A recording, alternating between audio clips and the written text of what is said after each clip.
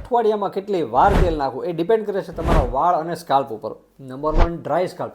જો તમારું સ્કાલ્પ કપાળ ડ્રાય છે, ખંજવાળનો પ્રોબ્લેમ છે, તો અઠવાડિયામાં 2 થી 3 વાર તમારે તેલ નાખવું જોઈએ. Number 2, oily scalp.